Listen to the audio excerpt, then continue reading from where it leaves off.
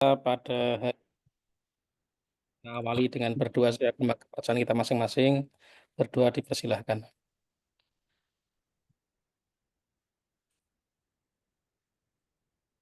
Berdoa tidak dibatasi. Baik, salam kenal ya. Salam ketemu mungkin sebagian besar nggak asing ya, kayak Mas Marita dan Mbak Umi ya. Yang lain tapi masih relatif baru ya. Ya, mungkin nanti sambil jalan ya, sambil berkenalan gitu ya. Aslinya dari mana gitu ya. Karena ini sedikit mungkin sepintas ya. Sekilas saja yang ini. Kalau Pak Solihin juga orang dalam ini. Pak Dihan orang mana Pak Dihan? Kerjanya di mana? Eh, saya bertugas di SMK 1 Samigaloh, Prof. Ali, untuk saat ini. Kemudian background saya sebelumnya S1 S2 di pendidikan kimia Oh, di UNJ bener. juga. Oke. PNJ. Oh, di NJ. Oleh profesi ini. Oke. Ibu Kurniawati dari mana? Jadi saya dari Tangerang, dari kampus UPH Pak, Universitas Pelita Harapan yang di Tangerang. Saya Dari mengajar di Fakultas Ilmu Pendidikan, background saya S2 Teknologi Pendidikan. di TP juga di UPH-nya. Iya, TP Pak. Oh, anjir. Siapa nabanya Prof. Siapa itu lupa saya. Prof. Niko. Ah, Prof. Niko. Niko. Niko yang familiar. Iya. Ih, berikutnya Bu Diana. Bu Diana dari Ya, Prof. Selamat siang. Saya dari Riau, Prof. Mahasiswa program kerjasama UNY dan Provinsi Riau. Sekarang bertugas sebagai kepala sekolah di salah satu SD negeri di Riau. oh, nggih, anu nggih, sekolah isinya ya, kepala sekolah. Nggih. Terima kasih Bu Diana. Yang belum kenal lagi ada Pak Muhammad Eksan. Jadi, siap, Prof. Ali. Perkenalkan, nama saya Muhammad Iksan. Saya dari Palembang, Prof. S1 S2-nya Pendidikan Matematika di UNY, Prof. Di mana? Palembangnya. Apa tadi? Universitas Dari Palembang. Palembang, Universitas S1 S2-nya saya S1-nya di Palembang, Prof. Di Universitas Sriwijaya. S2-nya saya di UNY, Prof. Hmm. Kalau Anu, sekarang itu di Universitas Tidar, Prof. kerja di mana, Pak Eksan? Akhir di Tidar, Prof. Oh, Universitas Tidar. Tidar ya, Tidar. Nggih. Makasih Pak Eksan. Terakhir Bu Lia Pangestu. Ya, mohon izin, Prof. Saya Lila Pangestu dari UIN Raden Masaid Surakarta, Prof. Dulu S1 saya di UNS, S2 di UNS Teknologi Pendidikan. Oh, nggih, dari UNS. Oke, makasih. Yang lain nggak saya minta karena sudah orang ini orang UNJ, jadi nggak perlu kenalan lagi, sudah sering ketemu ya. Oke, baik, ini saya dapat bahan ya, karena ini kita belajar sama-sama, saya pun untuk membuka kembali karena ini juga mendadak ya, harusnya Prof. Haryanto ya. Jadi karena Prof. Haryanto penuh, ya, jadi lempar ke saya saya pun sebenarnya baru pertama kali untuk ngajar mata kuliah ini, artinya persiapannya yang mungkin detail ya, dan saya masih menggunakan ini sementara RPS yang lama ya, oleh dosen lama ya. Nah, nanti sambil jalan kita lihat ya. Bukunya ya, tapi belum sempat saya ini buat PPT macam-macam ya. Karena ya baru saja mendadak dan kebetulan ngajarnya juga banyak Pak semester ini. Baik ya, untuk hari ini kemarin sudah sesuai kesepakatan ya, sudah kita bagi kelompok ya. Nanti silakan teman-teman yang bertugas presentasi materi bisa menjadi pemantik diskusi kita untuk hari ini ya. Mungkin karena waktu ya, kami persilahkan yang diberi tugas untuk presentasi hari ini bisa memulai. Baik, terima kasih, Prof.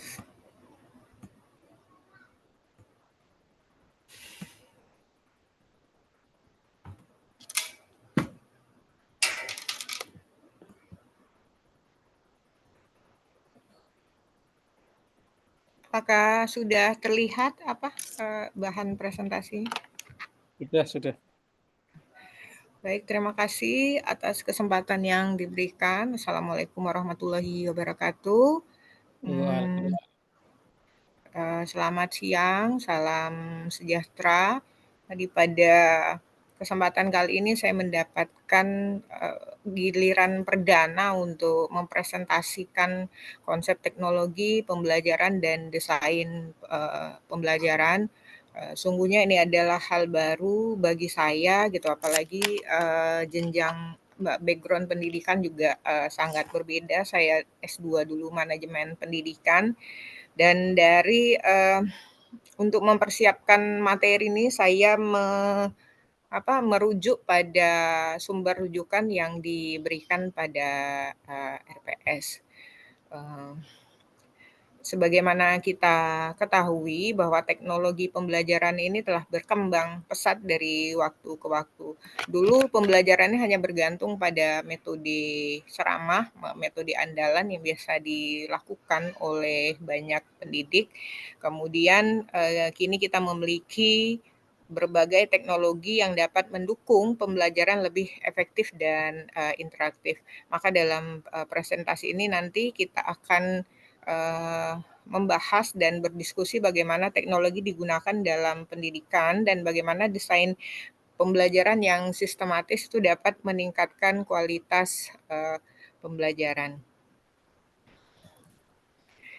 Di slide berikutnya ini saya tampilkan sesuai dengan RPS bahwa pada pertemuan perdana ini bagian saya adalah definisi teknologi pembelajaran dan definisi desain pembelajaran nanti akan dipresentasikan setelah definisi teknologi pembelajaran. Tadi teknologi pembelajaran ini merupakan suatu bidang ilmu yang berkembang sesuai dengan kemajuan zaman dan organisasi yang menjadi rujukan utama dalam bidang ini adalah AECT, Association for Educational Communication and Technology, yang telah berkontribusi dalam merumuskan definisi teknologi pembelajaran sejak tahun 1963 sampai tahun 2024. Kemudian, dengan demikian, dari berbagai definisi yang muncul dari tahun ke tahun, nah definisi teknologi pembelajaran ini tidak statis, melainkan terus berubah seiring dengan kebutuhan dunia pendidikan. Jadi definisi teknologi pembelajaran menunjukkan bahwa teknologi bukan hanya tentang alat atau perangkat, tetapi juga melibatkan teori, metode, dan strategi yang mendukung pembelajaran secara efektif. Nah, slide berikutnya kita akan melihat bagaimana definisi ini berevolusi dari waktu ke waktu. Nah, ini pada tahun 1963 ini merupakan pendorong definisi atau definisi ahli ketika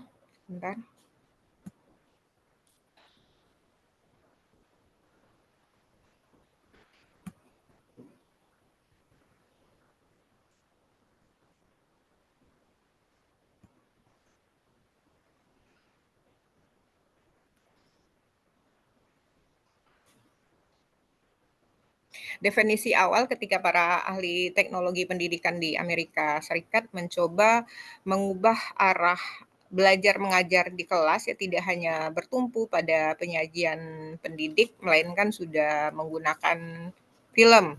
Nah, pada tahun 1960-an, dominasi teori komunikasi sangat kuat.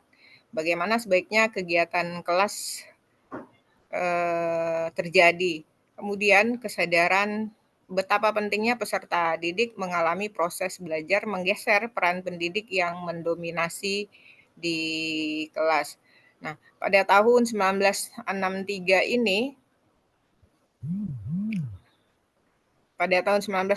ini, teknologi pembelajaran masih berfokus pada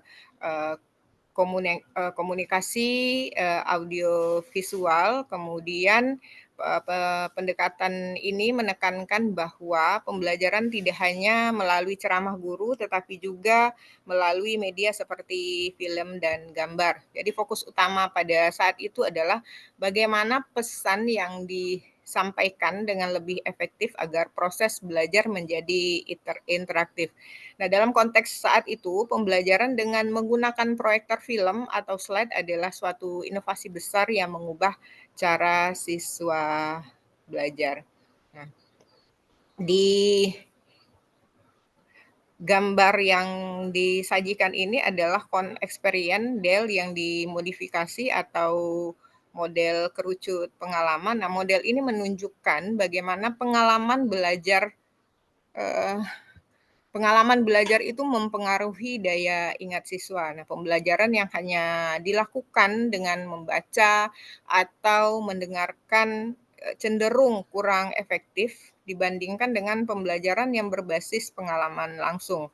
Nah, oleh karena itu, teknologi pembelajaran perlu dirancang agar memberikan pengalaman belajar yang lebih mendalam dan interaktif kepada peserta didik atau siswa.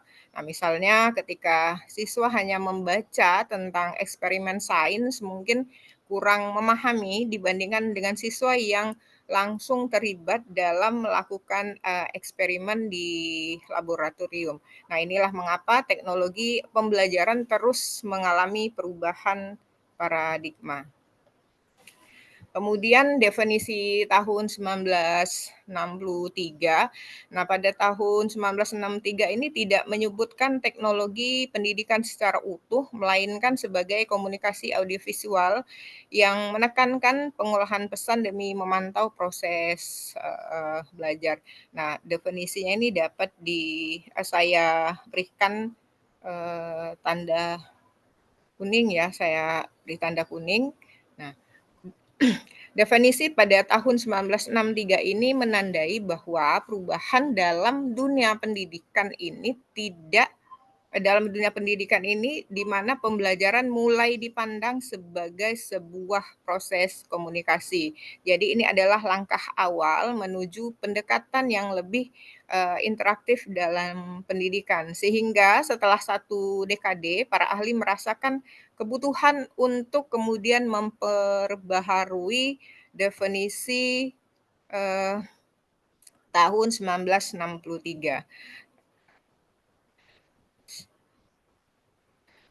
Selanjutnya adalah definisi tahun 1963 dan perubahan paradigma. Jadi pada tahun 1963 itu memang erat tadi yang saya sampaikan kaitannya dengan prinsip komunikasi dan menandai adanya peralihan paradigma dalam dunia pendidikan. Jadi pada saat itu pendidikan formal sudah bergeser dari peran pendidik yang mendominasi proses belajar mengajar di kelas menjadi pemahaman bahwa proses belajar mengajar adalah suatu kegiatan komunikasi. Nah, ini di dalam gambar ini di ilustrasinya menunjukkan bahwa pada skema dari tahun 1977, nah guru itu menyajikan materi melalui metode ceramah dan tanya jawab kemudian disampaikan oleh siswa. Nah, saya kira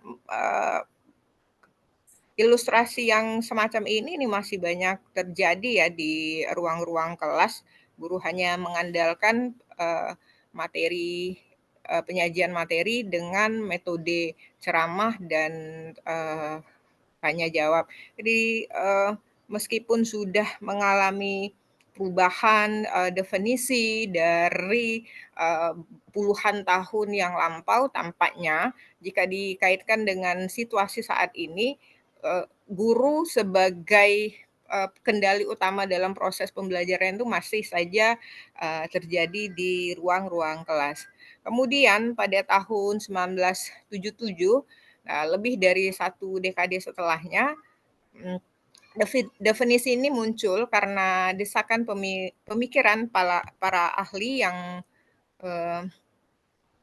menginginkan adanya perbedaan cakupan dan keperluan dari teknologi pendidikan, sehingga pada tahun tersebut ICT membentuk satuan tugas khusus untuk merumuskan definisi, ini salah mohon maaf, 1977.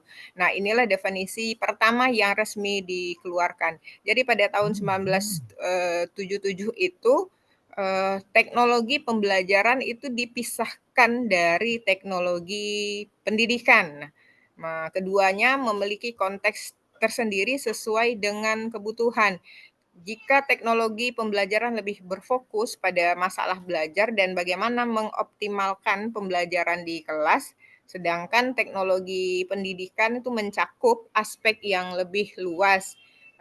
Ini bisa saja termasuk kebijakan pendidikan dan pengelolaan sistem pendidikan. Kemudian, setelah definisi tahun 1977, definisi ini kembali diperbaharui pada tahun 1994. Nah, pada tahun 1994 ini definisi yang muncul adalah teknologi pembelajaran. Nah, pemilihan nama menjadi hanya teknologi pembelajaran saja ini dirumuskan berdasarkan pengalaman praktis yang terjadi di lapangan, yaitu pendekatan berbasis penelitian dan praktik dalam teknologi pembelajaran. Nah, model ini mulai diperkenalkan konsep action research di kelas, di mana para pendidik juga berperan sebagai peneliti. Jadi dengan pemahaman yang semakin berkembang, definisi tahun 1994 ini kemudian diperbaharui kembali pada tahun 2004.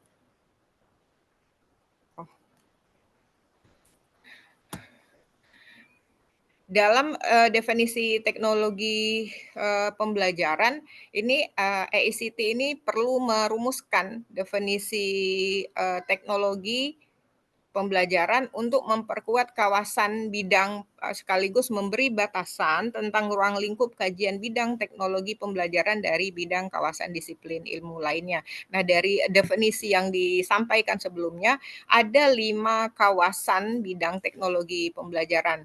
Kawasan yang pertama adalah kawasan desain, ini menyangkup 4 aspek atau cakupan utama, yaitu strategi pembelajaran, karakteristik peserta didik, desain pesan ataupun desain sistem pembelajaran.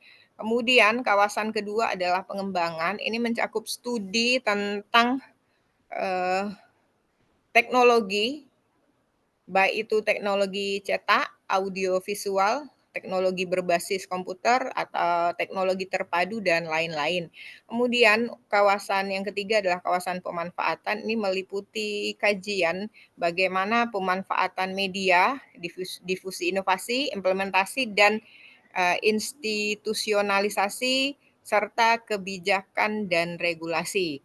Kawasan berikutnya, pengelolaan, ini terdiri atas pengelolaan proyek desain dan pengembangan, pengelolaan sumber belajar, sistem penyampaian, dan pengelolaan informasi.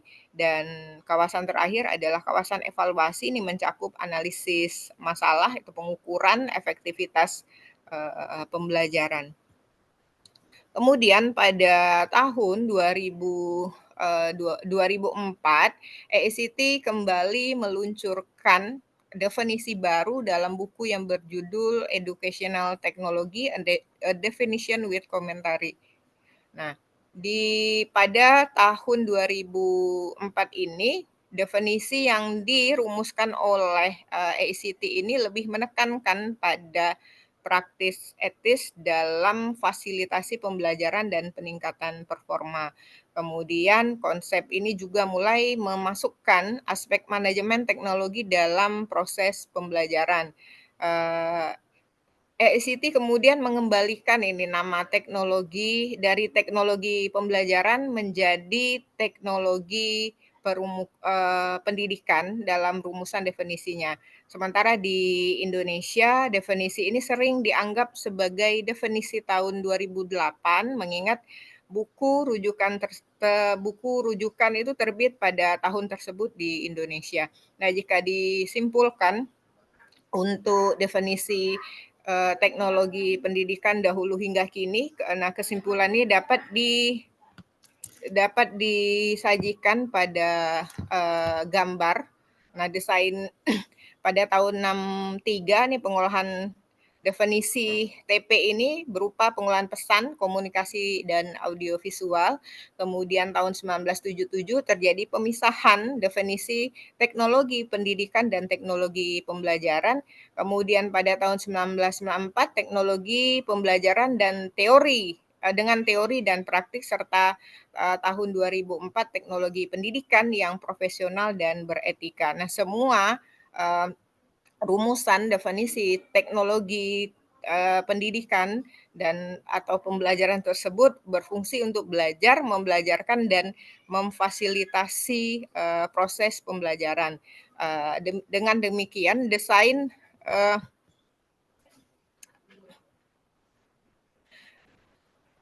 untuk belajar, membelajarkan, dan memfasilitasi proses kegiatan belajar di dalam kelas.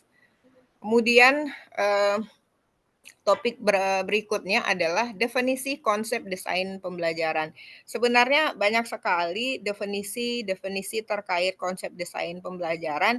Hanya saja di dalam RPS yang menjadi rujukan itu adalah model Dick and Carey, sehingga pada presentasi saya saat ini saya mengambil sesuai dengan yang tertera pada RPS.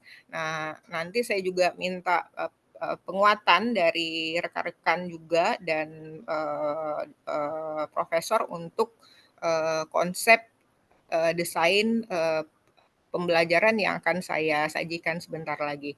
Nah, untuk desain pembelajaran ini merupakan sistem prosedur yang digunakan untuk merancang pengalaman belajar yang efektif. Oleh karena itu, konsep desain pembelajaran ini harus memiliki tujuan yang jelas, berbasis konsep, responsif terhadap umpan balik, dan relevan dengan kehidupan nyata. Nah, desain pembelajaran yang berkualitas tinggi itu menurut Tracer ada 7.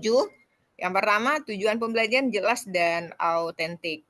Kemudian berpusat pada konsep, pertanyaan, dan masalah yang relevan dan dapat diterapkan dalam kehidupan nyata. Kemudian sistem umpan baliknya responsif, memungkinkan peserta didik ini belajar dari trial dan error atau percobaan dan kesalahan.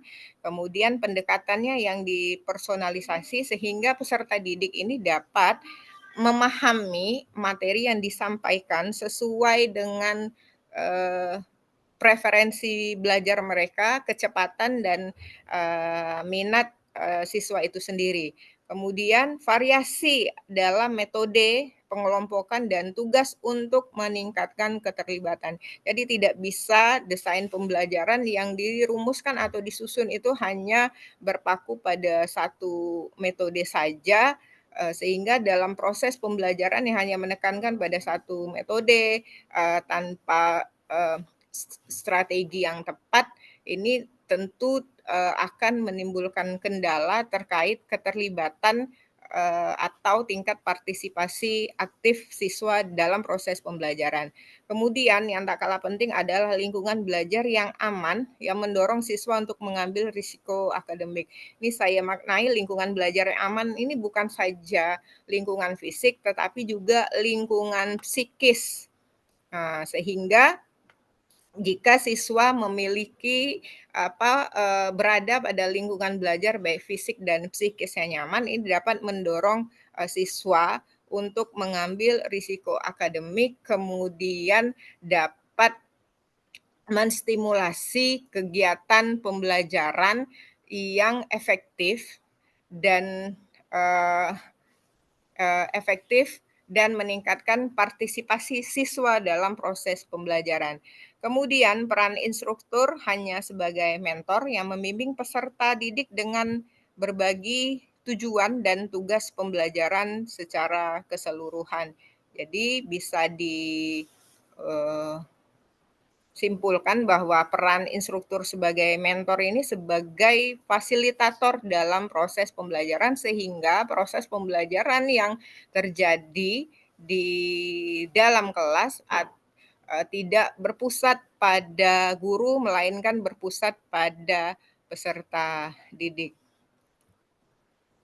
Nah, kemudian beragam model atau rancangan dapat dikembangkan dalam suatu proses pengajaran. Nah, salah satunya adalah model pembelajaran yang dikemukakan oleh Dick and Carey. Ini pertama kali pada tahun 1978 dalam buku The Systemic Design of Instruction.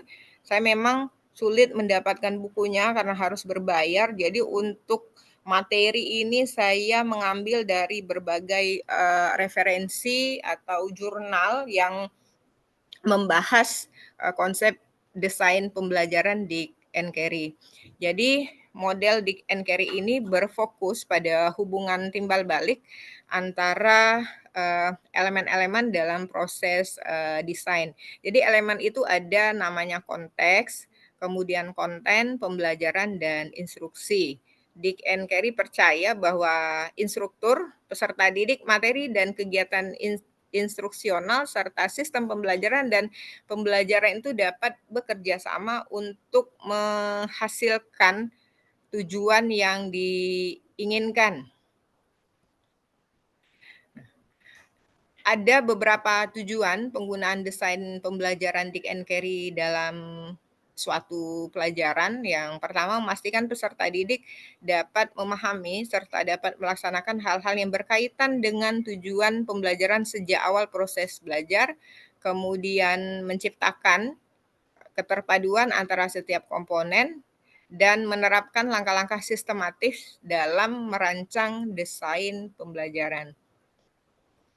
Adapun langkah-langkah dari model The Systematic Design of Instruction Dick and Carey, yang pertama adalah mengidentifikasi tujuan pembelajaran. Nah, ini adalah langkah awal dalam model Dick and Carey untuk menentukan kompetensi apa saja yang harus dikuasai oleh peserta didik setelah menyelesaikan suatu program pembelajaran. Nah, bagaimana cara merumuskan tujuan pembelajaran ini dapat dikembangkan berdasarkan yang telah tercantum dalam silabus, kemudian hasil analisis kinerja dan kebutuhan, refleksi terhadap kesulitan belajar yang dihadapi oleh peserta didik, serta hasil analisis mengenai cara seseorang dalam melaksanakan suatu tugas atau pekerjaan. Nah, selain itu tujuan pembelajaran ini juga dapat dirancang untuk memenuhi kebutuhan pembelajaran yang baru. Nah, langkah kedua adalah melakukan analisis instruksional. Nah, ini untuk mengidentifikasi keterampilan dan pengetahuan yang relevan dan diperlukan oleh peserta didik untuk mencapai kompetensi dan tujuan pembelajaran. Nah, aspek yang dianalisis ini bisa mencakup kognitif, afektif, dan psikomotor yang harus dimiliki oleh setiap peserta didik. Kemudian hasil dari langkah yang kedua ini menjadi sebuah peta atau arah yang menggambarkan keterkaitan serta hubungan antara berbagai keterampilan dan kemampuan yang dibutuhkan oleh peserta didik untuk mencapai tujuan pembelajaran. Langkah berikutnya adalah menganalisis karakteristik peserta didik dan konteks pembelajaran. Ini termasuk dengan analisis kemampuan awal. Kalau dalam jenjang satuan pendidikan, biasa kami menyebut tes dulu di awal adalah tes diksi diagnotis itu tidak boleh digunakan lagi. Jadi kita menyebutnya tes untuk kemampuan awal peserta didik. Kemudian analisis karakteristik siswa ini bisa juga mencakup pemahaman terhadap preferensi belajar serta sikap mereka terhadap pembelajaran. Nah, analisis ini akan membantu dalam menentukan strategi pembelajaran yang sesuai. Sementara analisis konteks pembelajaran ini berfokus pada situasi dan kondisi yang dihadapi oleh peserta didik, termasuk tantangannya dalam menerapkan pengetahuan serta keterampilan yang sedang dipelajari. Kemudian, merumuskan tujuan performa atau tujuan pembelajaran khusus. Nah, dalam perumusan ini yang perlu diperhatikan adalah pengetahuan dan keterampilan yang harus dikuasai setelah pembelajaran, kemudian kondisi yang mendukung untuk unjuk kemampuan, serta indikator dan kriteria untuk menilai keberhasilan peserta didik.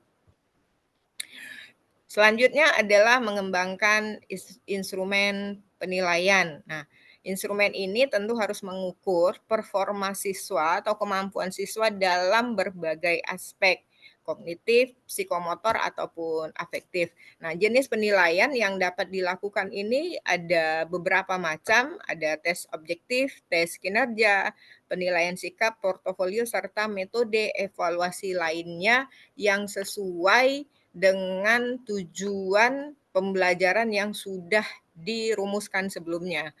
Kemudian setelah mengembangkan instrumen, langkah berikutnya adalah mengembangkan strategi pembelajaran. Ini mencakup aktivitas pra pembelajaran untuk meningkatkan motivasi, kemudian penyampaian materi dengan contoh dan demonstrasi, serta harus ada tindak lanjut setelah pembelajaran. Nah, dalam mengembangkan strategi pembelajaran ini, pendidik perlu mempertimbangkan teori dan hasil penelitian terbaru, kemudian karakteristik media pembelajaran, substansi materi, serta karakteristik peserta didik. Nah, pemilihan strategi yang tepat akan mendukung efektivitas proses pembelajaran. Ini saya ingat jika dikaitkan dengan konteks yang beberapa nggak terlalu lama, dalam 1-2 tahun belakangan ini, ketika kurikulum Merdeka itu baru diterapkan atau diimplementasikan di sekolah, jadi ada namanya gaya belajar. Jadi guru membuat rencana pembelajaran sesuai dengan gaya belajar yang ada audio, kemudian kinestetik, dan satu lagi yang visual. Nah, dalam kenyataannya gaya belajar itu ternyata tidak memiliki rujukan valid dan ilmiah, namun karena strategi pembelajaran itu tidak dikembangkan berdasarkan teori dan hasil penelitian, maka yang terjadi adalah salah atau kekeliruan dalam mendesain pembelajaran. Ini bahkan terjadi sampai tahun lalu. Nah, bisa kita bayangkan bagaimana seorang pendidik dalam mendesain pembelajaran jika tidak didasarkan pada teori, hasil penelitian terbaru atau terkait tentang apa yang dipilihnya untuk melakukan proses pembelajaran di kelas, sudah barang tentu hasilnya akan tidak terjadi sesuai dengan yang diharapkan. Nah, pada saat itu identik diferensiasi, pembelajaran diferensiasi itu adalah pembelajaran berdasarkan gaya belajar, ya, sementara yang gaya belajar sebagai diferensiasi itu tidak tepat atau keliru karena tidak ada rujukan ilmiahnya. Dan ini yang terjadi di konteks bukan 1-2 sekolah, melainkan seluruh Indonesia, Sabang sampai Merauke. Nah, bisa kita bayangkan bagaimana guru sesat berpikir, sesat merancang, dan tentu saja pembelajaran yang dilakukan di dalam kelas tidak mencapai tujuan yang diharapkan. Dan kesesatan dalam berpikir ini bukan semata-mata karena guru yang tidak update atau tidak mencari informasi, melainkan ada kebijakan-kebijakan dari pemerintah. Nah, dari pemerintah yang mengakibatkan guru-guru ini melakukan kekeliruan dalam merancang suatu pembelajaran. Ini sebagai contoh, karena untuk diferensiasi berdasarkan gaya belajar itu dipelajari pada pelatihan-pelatihan sekolah penggerak dan pelatihan-pelatihan guru penggerak mulai dari angkatan 1 sampai dengan angkatan 11. Ini contoh yang saya rasa masih terkait bagaimana jika salah mengembangkan strategi pembelajaran, maka akan terjadi kekeliruan dalam proses pembelajaran di dalam kelas. Kemudian langkah berikutnya adalah mengembangkan serta memilih materi pengajaran. Nah, apa saja bahan ajar yang bisa dilakukan atau digunakan untuk menyampaikan informasi ke peserta didik. Banyak sekali, bisa buku teks, modul, panduan, audio video, atau bahan ajar berbasis komputer, multimedia, serta materi pembelajaran komersial maupun hasil modifikasi dari sumber yang sudah ada. Kemudian merancang dan melaksanakan evaluasi formatif. Nah, evaluasi formatif ini bertujuan untuk mengidentifikasi apa saja kekuatan dan kelemahan dari suatu program pembelajaran. Kemudian hasilnya digunakan untuk menyempurnakan rancangan pembelajaran. Oleh karena itu, 3 jenis evaluasi formatif ini yang dapat diterapkan ada evaluasi perorangan, evaluasi kelompok kecil, ataupun evaluasi di lapangan. Kemudian langkah berikutnya adalah merevisi bahan pembelajaran. Nah, merevisi ini adalah tahap akhir dalam proses desain pengembangan. Data dari evaluasi formatif dianalisis untuk mengidentifikasi kesulitan dan kelemahan, kemudian digunakan sebagai dasar perbaikan sehingga pada setiap tahap program pembelajaran dapat meningkatkan kualitas dan efektivitasnya. Kemudian merancang dan melaksanakan evaluasi sumatif ini tahap akhir untuk mengukur efisiensi dan efektivitas pembelajaran, namun seringkali evaluasi ini dianggap terpisah dari desain pembelajaran karena pelaksanaannya setelah seluruh komponen selesai. Evaluasi formatif dilakukan dan revisi telah disesuaikan dengan standar yang ditetapkan. Nah, evaluasi sumatif ini dilakukan oleh penilai independen, bukan perancang program. Kalau bisa saya memberikan contoh, mudah-mudahan tidak keliru atau tidak salah. Jika salah nanti mohon penguatannya. Asesmen nasional, kemudian akreditasi, dan lain-lain yang sejenis yang penilaiannya dilakukan oleh pihak lain, bukan dari perancang program tersebut. Kemudian slide terakhir ada kesimpulan bahwa teknologi pembelajaran ini terus membantu kita dalam meningkatkan kualitas pendidikan karena ia semakin berkembang. Kemudian desain pembelajaran yang sistematis memastikan pembelajaran yang dilakukan itu lebih efektif dan efisien di dalam kelas. Demikian presentasi saya. Terima kasih. Selanjutnya saya serahkan kepada Profesor.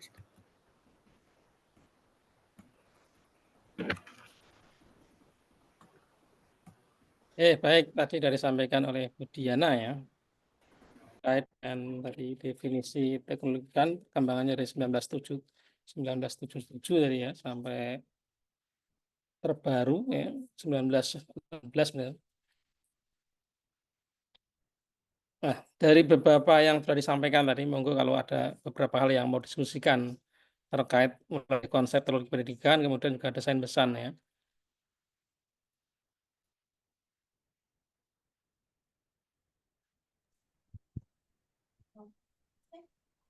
Monggo Pak Arif, ini besok ya moderatornya Pak mahasiswa aja ya, nanti saya nyimak dulu.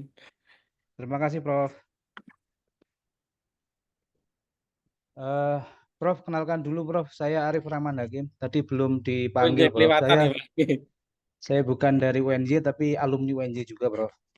S2 saya UNY, Teknologi Pendidikan. Saya sekarang di Ponorogo, di IAIN Ponorogo, Prof. Oh iya, yang Ponorogo. Oke, makasih. Untuk Bu Diana, terima kasih. Tadi penjelasannya sudah sangat lengkap sekali, saya kira. Di dalam presentasi hari ini kita membahas tentang konsep teknologi pendidikan dan desain pembelajaran. Nah, di dalam kawasan teknologi pendidikan itu ada salah satunya kawasan pertama itu kan kawasan desain yang di dalamnya ada 4 subkawasan. Yang pertama adalah desain sistem pembelajaran, lalu kemudian desain pesan, karakteristik peserta didik, dan strategi pembelajaran. Nah, yang ingin saya tanyakan, ini kaitannya gimana itu kaitan antara desain pembelajaran yang sebagaimana Ibu tadi sampaikan di dalam bukunya Dick and Carey tadi tentang systematic design of instruction itu dengan sub kawasan yang tadi Bu, yang di dalam kawasan desain teknologi pendidikan. Mungkin biar kita nanti menjadi lebih gamblang karena saya yakin ada kaitan yang erat itu antara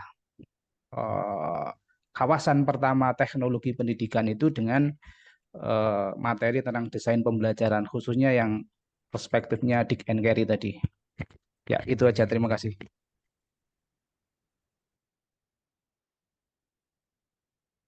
Ya, mungkin ada lagi yang belum dijawab atau mau langsung jadi jawab, Bu Diana?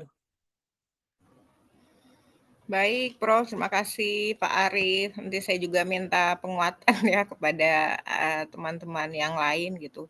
Jadi tadi Pak Arief menanyakan apa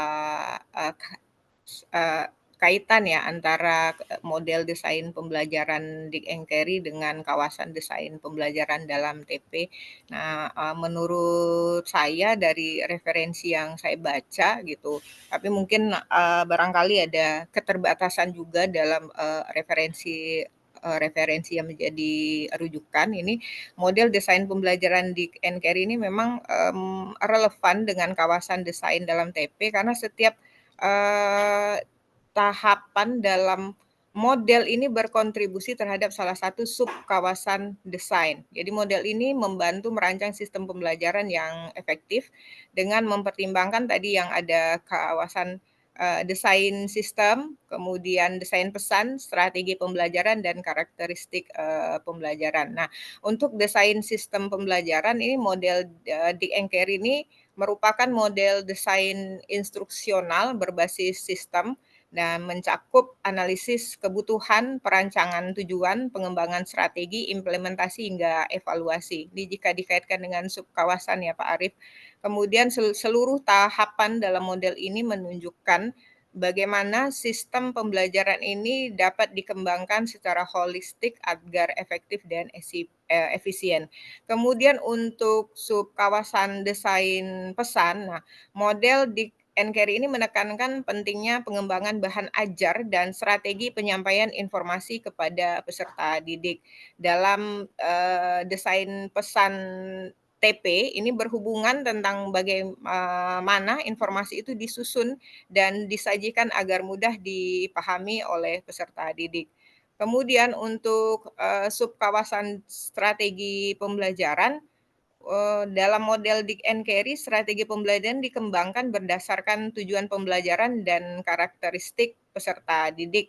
Nah, ini mencakup pemilihan metode pengajaran, aktivitas pembelajaran, dan evaluasi untuk memastikan ketercapaian tujuan pembelajaran. Sementara untuk karakteristik pembelajar atau peserta didik, ini model Dick and Carey menekankan analisis peserta didik termasuk kebutuhan, latar belakang, serta tingkat pemahaman mereka. Nah, ini selaras dengan subkawasan karakteristik pembelajaran dalam TP yang menekankan pentingnya memahami siapa yang menjadi peserta didik seorang pendidik agar strategi pembelajaran lebih efektif. Tapi sama sepertinya dengan Pak Arief, saya juga sedang saat membaca dan membuat presentasi ini juga bertanya sebenarnya, ini merupakan bagian yang terpisah gitu ya Pak Arief ya?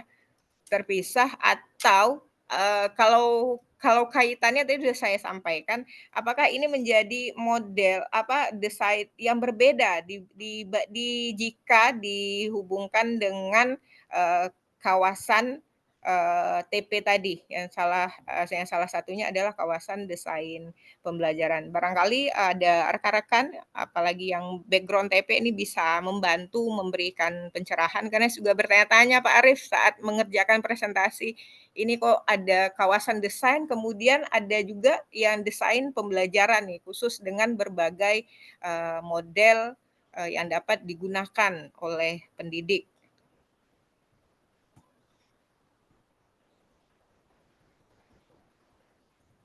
Demikian Pak Arief, Prof. Ya, terima kasih Bu Diana.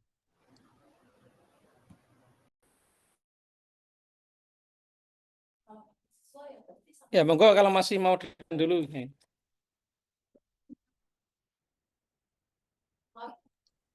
Monggo Bapak Ibu. Pak Solihin, Pak Solihin. Yang Mas apa ya misalnya belum cerita tanyakan dulu. Oke, terima kasih. Maaf Prof ini ganggu Budiana. Mohon izin Budiana, mungkin saya sedikit tadi mengganjal apa yang di statement Budiana tadi.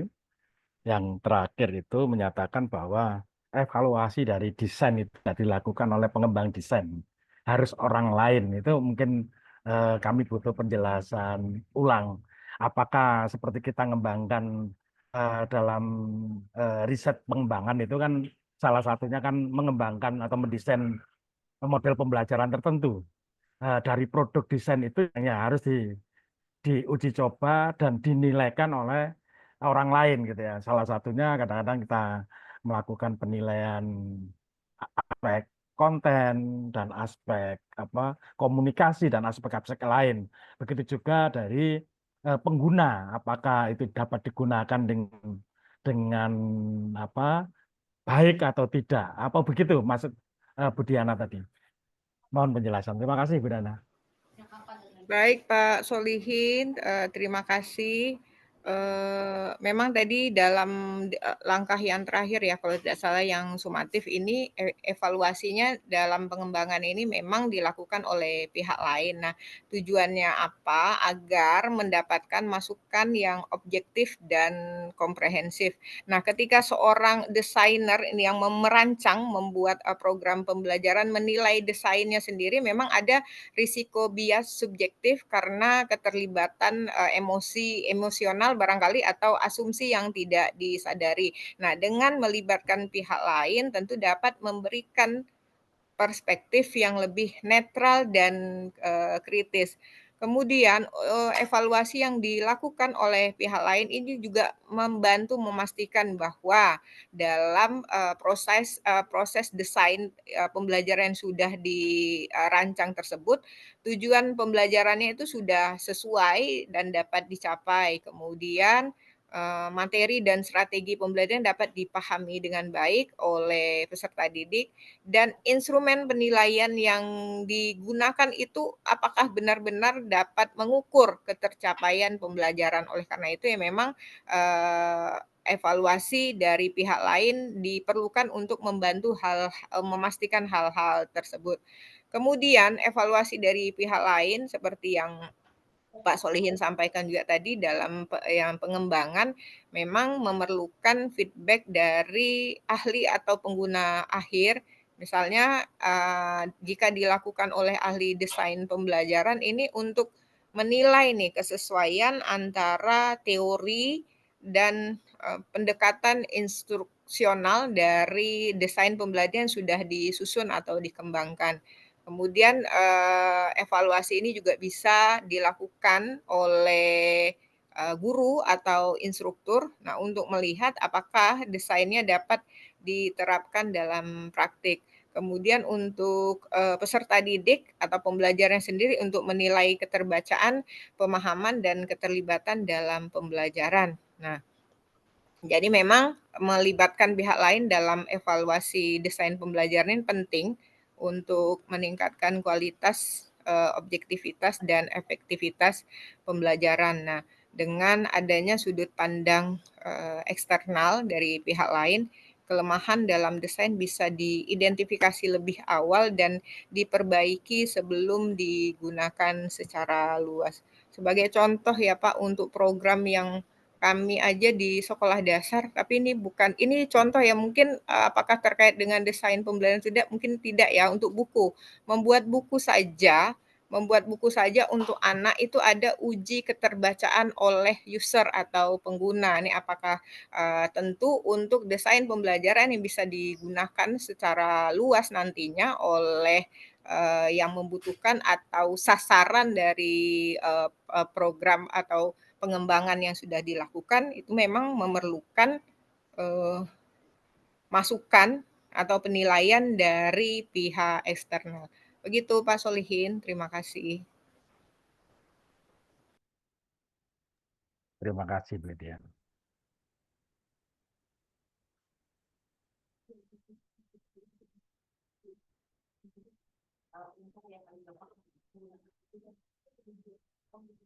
Nggih, masih ada nggak yang masih mengganjal? Yang kira-kira masih perlu didiskusikan dulu dari presentasinya Bu Diana. Oke, Prof.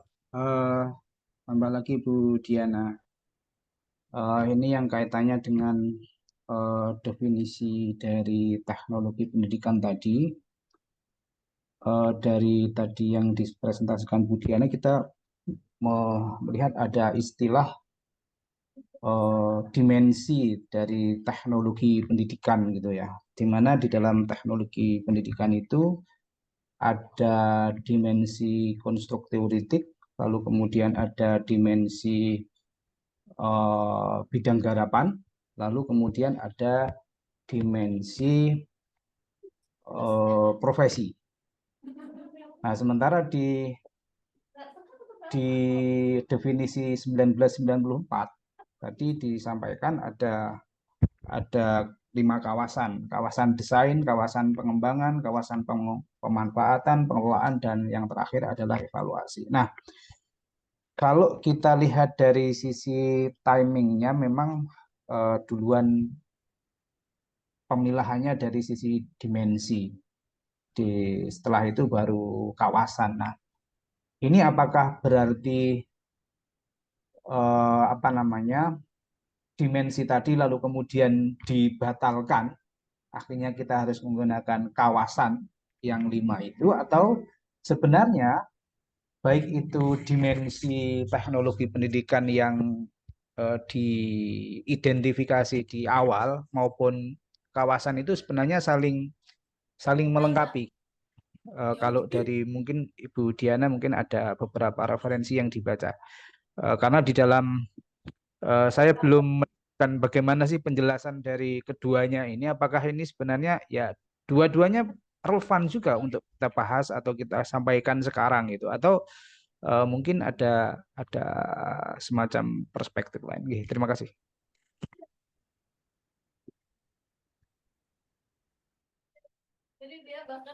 Yang di tahun berapa Pak Arif yang dimensi tadi Pak Arif? Saya buka lagi.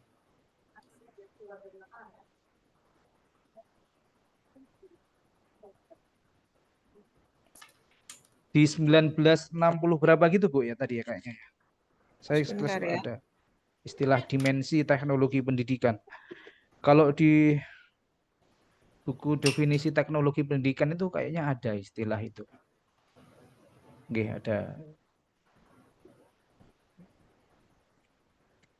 Bentar saya lihat.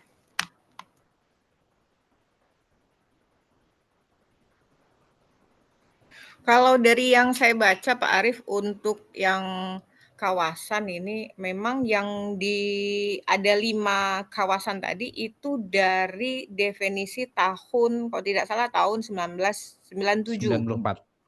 94 ya? 94 apa 77?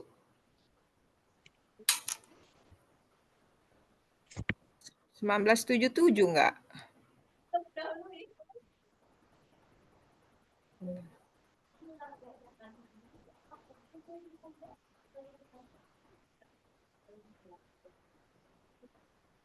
Nah, 1977 dan 1994 ya, Pak Arif.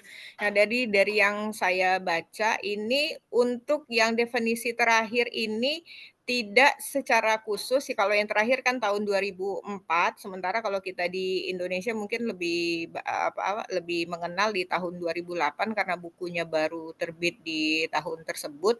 Ini tidak secara khusus membahas kawasan seperti definisi pada tahun 1977 dan 1994. Nah, pada definisi tahun 2004 ini yang terakhir dan bisa jadi ini akan terus berkembang lagi, kawasan ini bersifat tersirat sehingga harus dimaknai sendiri oleh para praktisi dan teknolog pendidikan. Nah, hal ini menyerikan bahwa teknologi pendidikan ini sebagai disiplin ilmu yang sudah mapan, semua orang yang terlibat di dalamnya sudah tahu apa yang seharusnya dilakukan, kemudian apa batasan teknologi pendidikan ketika menghadapi masalah belajar dan pembelajaran. Nah, Yang berbeda pada tahun 2004 tadi kalau kita lihat di kesimpulan ini menyinggung supaya organisasi profesi ini mengingatkan betapa sikap profesional dan etika yang harus ditaati oleh setiap insan yang berprofesi sebagai teknolog pendidikan. Namun demikian tentu saja definisi 2004 ini bukan definisi terakhir karena teknologi pendidikan ini kan akan terus tumbuh dan berkembang sesuai dengan kemajuan zaman dan teknologi yang semakin terus bermunculan gitu. Jadi menurut saya ya definisi 2004 ini bukan definisi terakhir, namun sebagaimana suatu disiplin ilmu yang dinamis, definisinya baru bisa saja dirumuskan dan diluncurkan kembali oleh EICT mengingat perkembangan keilmuan dan teknologi dan profesi para ahli. Jadi kalau pertanyaan Pak Arief tadi apakah dihilangkan atau tidak, tidak disebutkan, cuman pada definisi yang terakhir ini kawasannya bersifat tersirat dan harus dimaknai sendiri oleh para praktisi dan teknolog pendidikan ini berdasarkan buku yang sudah saya baca. Begitu Pak Arief. Oke, terima kasih Bu Diana. Mohon pencerahannya juga ini dari teman-teman lain yang backgroundnya TP, barangkali saya keliru mencari sumber referensi gitu.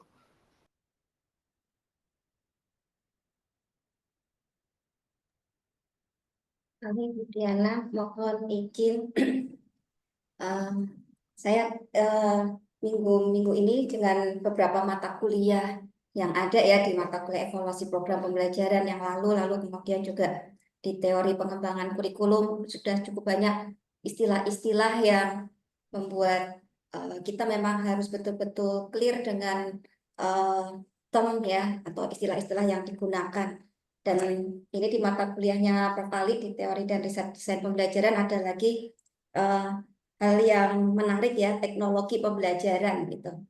Nah, yang saya simpulkan dari yang disampaikan oleh Bu Diana sembari saya tadi juga coba untuk mengkaitkan antar konsep-konsep yang kita pelajari di dalam beberapa minggu ini, saya melihat sebetulnya untuk teknologi pembelajaran, nah ini kan tetap terikat dengan konsep pembelajaran tadi.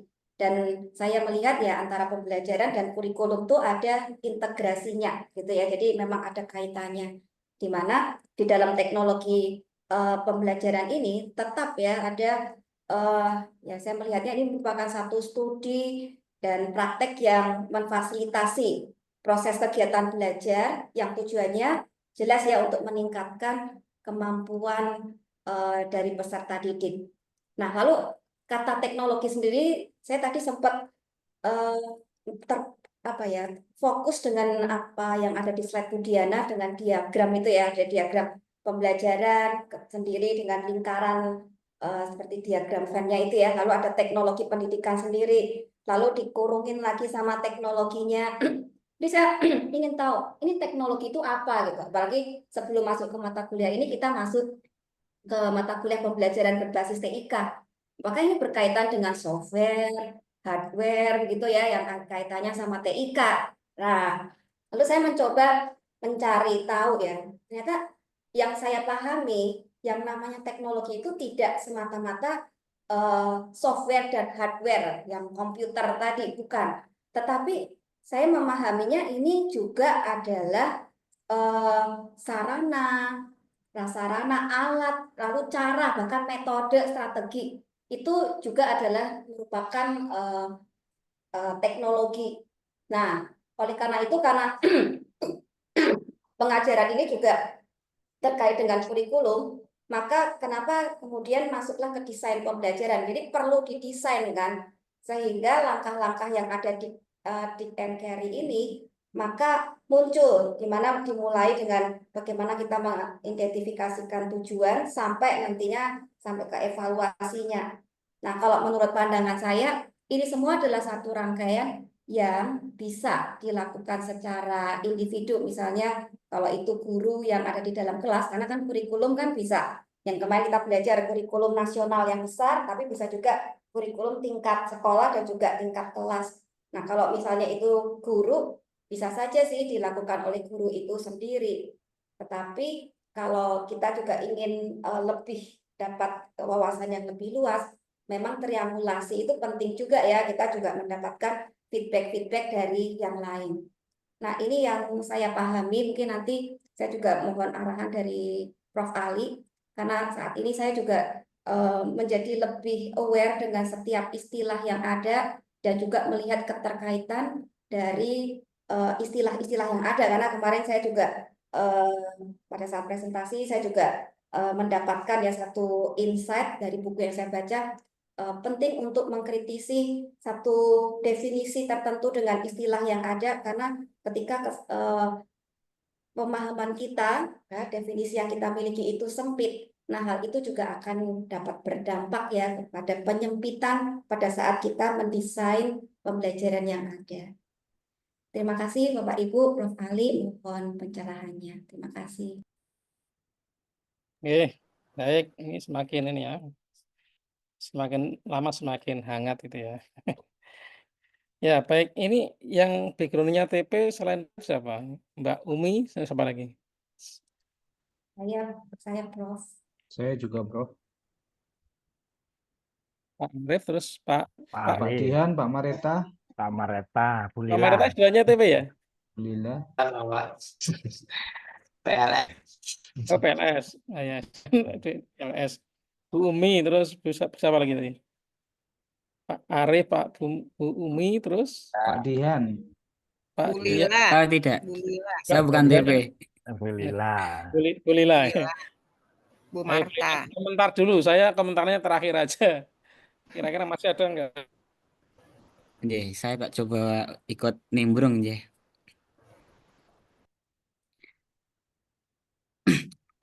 Nggih, terima kasih atas waktu yang diberikan. Mohon izin ikut nimbrung Prof. Ali dan teman-teman. Mungkin di sini saya sebagai seorang yang memang tidak di background TP dari tadi hanya menyimak saja sebetulnya, karena banyak sekali juga istilah-istilah terminologi dan sebagainya yang mungkin ya harus saya pahami dulu. Tapi seiring berkembangnya diskusi tadi, saya coba untuk menangkap dan juga di akhir tadi apa yang disampaikan oleh Bu Marta tadi melengkapi dari apa yang disampaikan oleh Pak Arief, kemudian juga Bu Diana sebagai pemateri. Jadi saya ingin coba untuk menyampaikan dari yang disimpulkan tadi, menyimpulkan, mohon maaf. Dari kacamata awam saya yang tidak di background TP, ini teknologi pendidikan dan teknologi pembelajaran ini dua konsep yang berbeda, meskipun keduanya ini sama-sama berperan penting di dalam dunia pendidikan. Jadi kalau saya ini batasannya ini hanya di cakupannya. Saya hanya membatasi di situ saja. Teknologi ini tidak hanya berkaitan dengan pembelajaran di kelas, tetapi juga mencakup seluruh aspek di dalam dunia pendidikan. Teknologi pendidikan ini berfokus pada peningkatan sistem pendidikan, mungkin secara keseluruhan ya, termasuk manajemen pendidikannya, administrasi sekolah, administrasi instansi pendidikan, ataupun juga berkaitan dengan pengembangan kebijakan pendidikan. Mungkin contohnya ya yang Bapak Ibu guru tahu semua berkaitan dengan mungkin sistem informasi akademik, monitoring mungkin nilai siswa, pengelolaan jadwal kurikulum, laporan keuangan dan sebagainya. Mungkin bagi saya itu merupakan salah satu juga contoh dari teknologi pendidikan. Jadi teknologi ini tidak digunakan hanya untuk meningkatkan efisiensi operasional di suatu instansi ataupun institusi pendidikan, tapi juga akan mendukung suatu kebijakan pendidikan yang dirasa akan menjadi lebih baik lagi. Jadi dengan teknologi pendidikan diharapkan semuanya itu dapat terkelola, terancang, menjadi lebih terstruktur dan efisien. Kemudian di sisi lain, saya melihatnya teknologi pembelajaran, ya, karena ada dua istilah tadi, ini berfokusnya itu lebih sempit pada penggunaan teknologi, yang teknologi ini tidak melulu tentang high tech ya, di dalam suatu proses belajar mengajar di kelas. Jadi teknologi pembelajaran bisa juga berkaitan dengan alat, media ataupun metode yang digunakan untuk memfasilitasi dan meningkatkan pengalaman pembelajaran di dalam suatu kelas. Misalnya berkaitan dengan pemanfaatan video pembelajar kah, aplikasi interaktif kah, software kah, LMS kah, dan sebagainya. Yang tentunya ini diharapkan bisa memudahkan pendidik ataupun guru itu untuk memberikan materi, penugasan, penilaian, baik secara online, offline, dan sebagainya. Nah, namun seperti yang Bu Diana tadi sampaikan, apakah teknologi pembelajaran selalu harus berkaitan dengan teknologi? Jawabannya yang seperti kita pahami tidak selalu, karena pada dasarnya teknologi pembelajaran ini kan merujuk pada penggunaan alat ataupun teknik untuk memfasilitasi pembelajaran. Dalam konteks modern memang sering digunakan alat-alat yang teknologi digital ataupun high-tech. Tapi kalau kita melihat definisi lebih luas, teknologi pembelajaran ini mencakup ya kayak tadi yang disampaikan, metode pembelajaran yang struktur, model pembelajaran kah, ataupun contohnya berbasis masalah, pendekatan kolaboratif, dan sebagainya. Jadi tidak selalu bergantung pada teknologi digital, tapi selalu yang jelas semua teknik yang digunakan untuk mempermudah di dalam suatu proses pembelajaran. Nah, ini pandangan saya sebagai seorang awam melengkapi apa yang Bu Diana sampaikan. Jadi istilahnya teknologi pendidikan dan teknologi pembelajaran keduanya saling mendukung untuk menciptakan suatu sistem pendidikan yang dapat membantu proses pembelajaran. Mungkin itu saya menanggapi dari apa yang ada. Terima kasih. Saya kembalikan.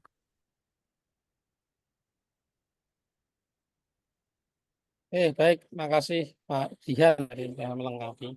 Baik, saya ini karena waktu sudah agak mepet ya. Saya coba ini ya menambahkan ya. Ini saya pakai DVD yang terakhir dulu aja ya, yang terbaru gitu ya. Nah, kata sudah dijelaskan dari aspek sejarah ya. Tapi yang perlu ini ya, perlu juga saya garisbawahi ya bahwa dalam orang prodi TP sendiri ya, itu memaknai teknologi pendidikan dan teknologi pembelajaran itu hanya sebagai perbedaan istilah gitu ya. Perbedaan istilah. Artinya teknologi pendidikan itu banyak istilah yang dikembangkan di Eropa. Sementara teknologi pembelajaran istilah yang memang lebih banyak dikembangkan di Amerika ya. Dan kiblatnya kita lebih banyak ke Amerika. Sehingga secara konseptual ya, secara keilmuan, secara bidang profesi keilmuan itu sama antara teknologi pembelajaran dan teknologi pendidikan. Ini dari segi keilmuan ya. Dari segi keilmuan sama. Jadi nggak ada yang membedakan antara secara keilmuan, antara ilmuwan teknologi pendidikan dan teknologi pembelajaran. Sehingga di dalam ilmu teknologi pembelajaran sendiri juga saling silih berganti istilah teknologi pendidikan maupun teknologi pembelajaran ya. Di dalam profesi teknologi pendidikan sendiri. Nah, kita coba tengok lagi ya tentang definisi terakhir nanti disampaikan gitu ya. Nanti kalau ingin lebih jauh saya pernah ngisi seminar ya, nanti saya share link untuk didengarkan tentang perkembangan TP definisi ini ya. Ini karena waktu saya singkat aja ya. Jadi di sini di dalam definisi terakhir ya, tadi juga ditanyakan Pak Arief ya terkait benar Pak Arief ya, terkait antara hubungan antara definisi terakhir dengan definisi yang kawasan tadi ya. Jadi definisi terakhir itu disebutkan bahwa teknologi pendidikan adalah studi ya dan praktek yang etis untuk fasilitasi belajar dan peningkatan kinerja ya melalui penciptaan, penggunaan, pengelolaan proses teknologis dan sumber dengan tepat. Nah, kalau yang definisi sebelumnya itu lebih melihat teknologi pendidikan itu di teori dan praktek yang mencakup 5 kawasan ya. Saya lebih fokus dulu penjelasannya ke ini ya. Ketika meningkatkan kinerja dan memfasilitasi belajar tadi ya, itu dilalui dengan kegiatan penciptaan, penggunaan dan pengelolaan proses teknologi dan sumber ya yang sesuai atau yang tepat itu ya. Nah, di sini kenapa kok cuma disingkat penciptaan gitu ya? Nah, karena apa dalam kenyataannya memang ketika kita menciptakan produk atau model pembelajaran ya, media bahan ajar itu mencakup 3 kegiatan sekaligus, 3 kawasan sekaligus ini ya. Yang pertama adalah kita mesti ketika menciptakan produk ya, itu kita melakukan kegiatan desain dulu. Desain. Kemudian setelah desain jadi itu dikembangkan ya dalam bentuk produk ya, dalam bentuk nyata. Misalnya apakah nanti desainnya itu akan diwujudkan dalam bentuk produk multimedia ya, dalam bentuk web ya, dalam bentuk teknologi digital yang lain ya, atau dalam bentuk bahan acar cetak dan sebagainya ya. Itu tergantung nanti situasi dan kondisi ya, sesuai karakteristik sasaran dan juga daya dukung lingkungan. Biasanya nanti ini dari desain itu akan diwujudkan dalam bentuk apa juga sangat dipengaruhi juga keputusannya terkait dengan lingkungan. Artinya apa? Bahwa penciptaan sendiri itu sudah memayungi ya 3 kawasan itu. Sehingga maka di sini dalam definisi baru itu lebih persingkat ya, lebih sederhanakan ya. Ini sebentar suaranya kayaknya yang luar juga banyak mengganggu ya. Saya tak pakai headset.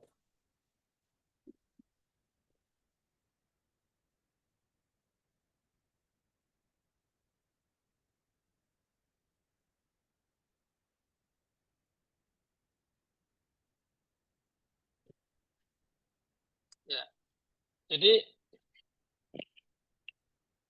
di situ ya dalam definisi terbaru tadi 3 kawasan lain dilebur ya dalam penciptaan karena memang dalam kegiatan penciptaan ya itu sudah otomatis ya ada kegiatan desain, kegiatan pengembangan dan kegiatan evaluasi. Jadi ketika kita menciptakan produk itu kegiatan itu sekaligus artinya dilakukan. Maka di sini secara definisi itu memang disederhanakan. Jadi kegiatan utamanya adalah penciptaan ya, penggunaan dan pengelolaan proses logis dan sumber dengan tepat.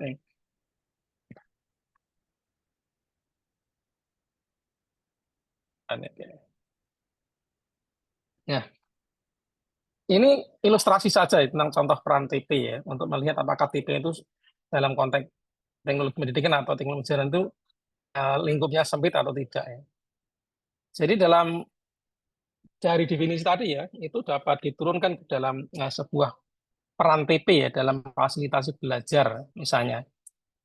Ini contoh praktisnya ya, misalnya tadi membuat atau mengembangkan atau menciptakan ya banyak media untuk membantu anak berkebutuhan khusus dalam belajar. Nah, kemudian juga bisa juga dalam bentuk tadi membantu bagaimana pemilihan metode pembelajaran ya untuk memudahkan dan memudahkan permasalahan belajar peserta didik sesuai dengan kebutuhan dan karakteristik mereka. Jadi objek TP itu sebenarnya juga nggak cuma persekolahan gitu ya. Ini pertama masih terkait persekolahan ya. Jadi membantu anak berkebutuhan khusus misalnya, kemudian juga membantu memecahkan atau memudahkan permasalahan belajar peserta didik sesuai dengan kebutuhan karakteristik mereka secara umum ya. Nah, bisa juga ya peran TP dalam memfasilitasi belajar itu berkaitan dengan misalnya mengembangkan, memanfaatkan atau mengelola proses atau metode atau model pertanian misalnya.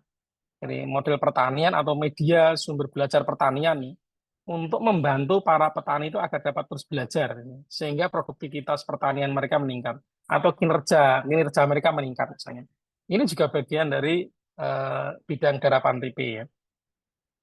Bisa juga ya yang berikutnya tadi masih dalam rangka memfasilitasi belajar. Berikutnya adalah dalam rangka peningkatan kinerja. Nah, sebagai contoh peningkatan kinerja di sini juga misalnya memberikan intervensi berupa pelatihan misalnya untuk peningkatan pengetahuan dan wawasan misalnya atau belajar para petani secara online misalnya agar kualitas pekerjaan itu dapat terus meningkat. Ini juga bagian dari teknologi pendidikan. Tadi definisi yang terakhir tidak hanya terkait dengan objeknya, tidak hanya masalah belajar dan pembelajaran ya, tidak hanya memfasilitasi belajar dan pembelajaran ya, tetapi juga sudah masuk ke ranah peningkatan kinerja sumber daya manusia ya. Ini biasa nanti kaitannya dengan diklat. Salah satunya diklat yang menjadi fokus dari teknologi pendidikan. Jadi peningkatan kinerja itu secara ilmu yang lain kan banyak ya. Mungkin dari ilmu ekonomi ya, itu nanti juga tidak hanya masuk ke diklat ya, karena intervensi terhadap peningkatan kinerja itu salah satunya lewat diklat ya. Intervensi lewat diklat itu hanya untuk intervensi yang kinerja yang rendah yang disebabkan kurangnya pengetahuan dan keterampilan. Tetapi kalau penyebab rendahnya kinerja itu bukan karena aspek pengetahuan dan keterampilan, itu intervensinya tidak perlu dengan pelatihan. Nah, ini contohnya adalah memberikan intervensi ya berupa pelatihan ya untuk peningkatan pengetahuan dan wawasan belajar para petani ya secara online misalnya. Kemudian juga memberikan intervensi berupa pelatihan kepada para karyawan perusahaan misalnya, agar produktivitas dan kualitas pekerjaan mereka itu terus meningkat. Ini juga bagian dari bidang garap TP ya, yang terakhir-terakhir ini ya, karena masuk dari teknologi kinerja ya. Contoh ini keterkaitan antara creating, using, dan managing ini sebenarnya secara juga kalau dikaitkan juga ada keberlanjutan secara ilmu ya. Yang pertama bahwa kenapa kok yang dipelajari selain creating atau penciptaan juga using dan juga managing ya. Ini juga sebenarnya secara apa ya, secara hubungan kalau dihubungkan banyak sekali ketika orang itu membuat produk ya, misalnya membuat web pembelajaran untuk mengatasi keterbatasan waktu belajar misalnya, atau memfasilitasi belajar secara mandiri, itu kadang-kadang ya berhenti di jalan gitu. Artinya sekedar untuk riset gitu ya. Riset setelah itu ya selesai gitu ya. Tapi nggak termanfaatkan. Maka di situ juga dalam ilmu pendidikan sebenarnya juga perlu belajar tentang pemanfaatan. Pemanfaatannya juga ada riset-riset ya. Misalnya riset difusi dan inovasi. Itu juga fokus riset tersendiri. Nah, ini contohnya kalau dalam secara praktis adalah misalnya penggunaan web belajar yang telah dikembangkan tadi untuk sumber belajar ya, sekaligus sarana interaksi komunikasi belajar. Web yang sudah diciptakan itu bagaimana bisa terlembagakan gitu ya, menjadi sebuah kebijakan. Tidak hanya diproduksi tapi bisa sampai diupayakan ya. Karena proses pelembagaannya ini. Jadi budaya istilahnya. Jadi kebiasaan kemudian jadi sebuah kebijakan ya. Jadi dalam sebuah lembaga itu juga agar setiap produk yang sudah dikembangkan, misalnya di UNJ ini dulu misalnya kan ada apa ya, mengembangkan LMS misalnya. Nah kadang-kadang LMS ini kan hanya sebagai kan awal hangat ya, hangat misalnya semua dosen minta membuat, ya. Setelah itu kan nggak dipakai lagi misalnya itu. Itu artinya kan apa ya, pemanfaatannya yang belum bisa nih, belum bisa continue misalnya, atau belum terlembagakan misalnya. Nah, maka ini penting untuk dalam pengembangan itu juga sampai pemanfaatannya seperti apa. Kemudian juga pemanfaatan saja mungkin dalam jangka panjang juga perlu apa yang tidak bisa berlanjut, maka perlu juga ada pengelolaan ya. Kalau kita kan ada pusat komputer ya, Puskom misalnya ya, sebagai pusatnya pengelolaan berbagai misalnya informasi ya, di kita sudah ada misalnya. Nah, itu contoh ya. Di sana harus ada pusat pengelolaan yang juga dipikirkan gitu ya. Supaya apa? Supaya ada keberlanjutan. Jadi harus ada staf-staf yang di apa istilahnya dihadirkan ya, diorganisasikan staf-staf administrasi dan sebagainya. Tidak bisa sebuah teknologi itu menjadi mangkrak gitu ya, dan tidak berlanjut. Nah, itu sebenarnya juga menjadi bidang apa ya, bidang garap gitu ya. Jadi creating di sini adalah mencakup kegiatan dari desain, pengembangan, dan juga evaluasi ya. Jadi misalnya di sini konteksnya adalah menciptakan suatu gagasan ya. Creating itu artinya adalah menciptakan suatu gagasan, produk atau metode ya, melalui kegiatan menganalisis kebutuhan yang ada misalnya, kemudian juga membuat lain ya, kemudian juga mengembangkan produk sesuai tujuan ya, kemudian sesuai karakteristik pesan, karakteristik sasaran ya. Nah, kemudian juga mengevaluasinya ya, sehingga gagasan-gagasan atau produk atau metode yang telah dikembangkan tadi dapat mengatasi masalah yang ada dengan efektif dan efisien, dan tambah lagi menarik ini, efektif, efisien, menarik. Nanti itu juga terkait, saya bicarakan terkait desain ya. Using itu maknanya adalah mendorong ya, digunakannya hasil dari proses creating yang ada ya secara meluas ya, dengan cara atau metode yang tepat sehingga mencapai tujuan yang ditetapkan. Kemudian managing adalah merancang, kegiatan merancang, mengendalikan, dan mengevaluasi implementasi hasil ya, mulai dari proses penciptaan, penggunaan, sehingga dapat terperbaikan terus-menerus ya, serta berlangsung secara konsisten dan berkelanjutan. Itu kurang lebih secara singkat ya. Saya agak cepat karena waktu ya. Oke, baik. Jadi ini kita bedah lagi kawasan TP tadi. Ada kawasan desain, ya, kawasan pengembangan, pemanfaatan, pengelolaan yang dalam definisi baru tadi sudah dilebur ya, antara desain, pengembangan, evaluasi ini jadi dimasukkan dalam konsep apa penciptaan ya. Nah, nanti kalau dibedah ini ya, kawasan peran ini mencakup desain ya. Jadi seorang teknolog pendidikan itu ketika menjadi seorang desainer pembelajaran itu ada beberapa juga ya ilmu-ilmu yang terkait yang harus dikuasai. Nah, yang sedang kita pelajari ini adalah ilmu desain sistem pembelajaran atau desain pembelajaran. Nah, tapi dalam perancangan ini sebenarnya juga ada ilmu lain yang saling terkait ya. Dan ini apa ya, saling apa ya, saling tumpang tindih, saling melengkapi gitu ya. Di antaranya adalah desain pesan. Nah, desain pesan itu terkait dengan rekayasa bentuk fisik tampilan pesan ya. Artinya desain komunikasi penyampaiannya, ya. Desain komunikasi penyampaiannya dan juga desain dari tampilan fisik, misalnya pengembangan bahan ajar yaitu tampilan fisik agar memudahkan siswa itu seperti apa, pewarnaannya, layoutnya, kemudian juga teori-teori belajar yang dipakai ya. Itu terkait dengan pembicaraan desain pesan ya, dimana itu bisa memotivasi ya, kemudian juga ada di situ ada prinsip-prinsip ya dalam mengkomunikasikan materi atau pesan itu atau pengetahuan. Kemudian tadi desain pesan juga berkaitan dengan ini ya, pengorganisasian materi misalnya, pengorganisasian materi dan juga bagaimana memberi ilustrasi ya, memberikan ilustrasi agar pesan itu bisa masuk ke istilahnya nanti ada teori memori jangka panjang. Jadi bagaimana mengorganisasikan pesan, kata pesan, melayout pesan, agar pesan itu mudah masuk ke memori jangka panjang, tidak mudah dilupakan intinya itu. Kadang kan kita belajar itu mudah lupa itu ya. Setelah kita baca, kita pelajari, ingat, tapi mungkin beberapa minggu berikutnya udah lupa ya. Di sini peran desain pesan itu adalah bagaimana mendesain materi agar mudah dan cepat dipahami ya, mudah ditangkap, mudah dipahami oleh pembacanya. Kemudian juga di dalamnya ada strategi pembelajaran. Nah, strategi pembelajaran ini di dalamnya ada 4 hal yang mencakup hal yang dikaji dalam strategi pembelajaran.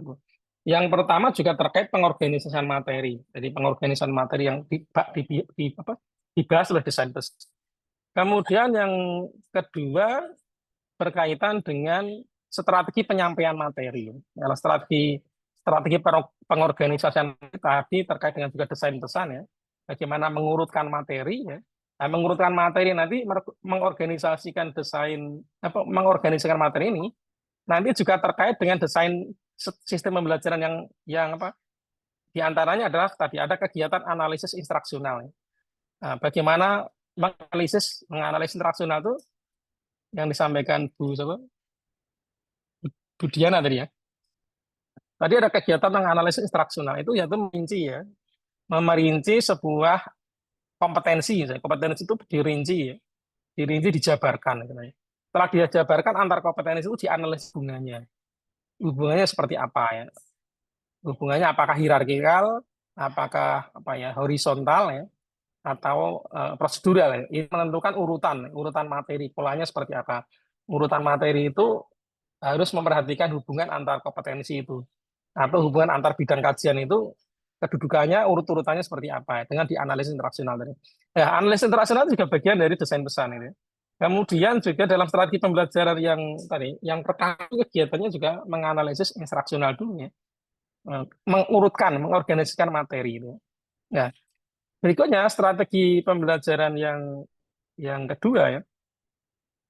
Mungkin gambarnya yang kedua adalah bagaimana strategi penyampaian pesan. Ini berkaitan dengan metode dan media yang dipakai apa ya. Jadi informasi atau materi pengetahuan yang sudah ditata urutannya ya, sesuai karakteristik tujuan pembelajaran ya. Kemudian juga sesuai karakteristik materinya dan juga karakteristik materi tadi sifatnya adalah nanti ini lagi dalam desain pesan lagi ya. Nah, kemudian setelah metodenya jelas, medianya jelas ya, maka selanjutnya strategi pembelajaran ini berkaitan dengan pengelolaan kelas. Ya, pengelolaan kelas ini terkait dengan apakah online, ya, apakah blended learning, apakah flip learning, ya, apakah nanti model pembelajaran sendiri, individual dan sebagainya itu bagian dari strategi pembelajaran terkait dengan strategi pengelolaan kelas. Kemudian yang terakhir adalah strategi pembelajaran juga berkaitan dengan manajemen waktu. Bagaimana setiap kegiatan itu waktunya berapa menit ya supaya mempertimbangkan efektivitas dan efisiensi. Nah, kemudian juga di sini karakteristik peserta didik bahwa setiap apapun desain ini tidak boleh meninggalkan yang namanya salah satunya selain tujuan pembelajaran juga karakteristik peserta didik. Karena di sini antara anak ya tingkatan karakteristik misalnya dari aspek psikologi misalnya perkembangan kognitifnya salah satunya ya perkembangan kognitif misalnya itu juga menjadi pertimbangan karena kemampuan kognitif setiap orang ya setiap anak misalnya itu berbeda-beda. Nah, nanti bisa dilihat dari karakteristik peserta didik. Kemampuan awalnya misalnya, kemampuan awal dan materi yang dipelajari. background budayanya misalnya, latar belakang budayanya. Kemudian juga hanya gaya belajarnya dan sebagainya itu bagian dari kajian tentang karakteristik peserta didik. Nah, jadi ini tadi 4 kawasan ini ya harus kita pahami betul karena ini saling terkait ya dalam ilmu desain ya, termasuk di dalam desain sistem pembelajaran. Nah, namun memang di S3 tidak mungkin mendalami semua ya, harus dipelajari semua karena waktu S3 kan sangat singkat ya. Kemudian terkait ini kok hilang gambar dan ini benar. Oke, tadi pentingnya desain ya. Jadi desain pembelajaran sendiri tujuannya adalah dalam rangka menciptakan sebuah program pembelajaran yang efektif, efisien dan menarik atau memotivasi gitu ya. Indikator dari efektif itu ketika program pembelajaran itu mencapai tujuan, karena setiap desain pembelajaran itu mesti dimulai dari perumusan tujuan. Perumusan tujuan menjadi topik tersendiri yang penting gitu ya. Kemudian harus efisien. Efisien itu apabila tadi memanfaatkan sumber-sumber daya belajar atau dapat ini ya. Jadi apabila ketika pembelajaran itu memanfaatkan sumber-sumber daya belajar ya, itu dapat mencapai output yang optimal. Intinya begitu efisien. Kemudian tentunya menarik itu adalah siswa itu termotivasi ya dalam mengikuti kegiatan pembelajaran. Itu tujuan utama ya, atau pentingnya dari desain pembelajaran itu akan dilakukan gitu ya. Nah, tadi sudah dijelaskan juga oleh Bu ini ya, Bu Diana terkait tadi ya, yang salah satunya adalah Dick and Carry tadi ya. Jadi tadi sudah di sini ada beberapa kegiatan ya, yang ini saling terkait dengan kawasan desain pembelajaran ya.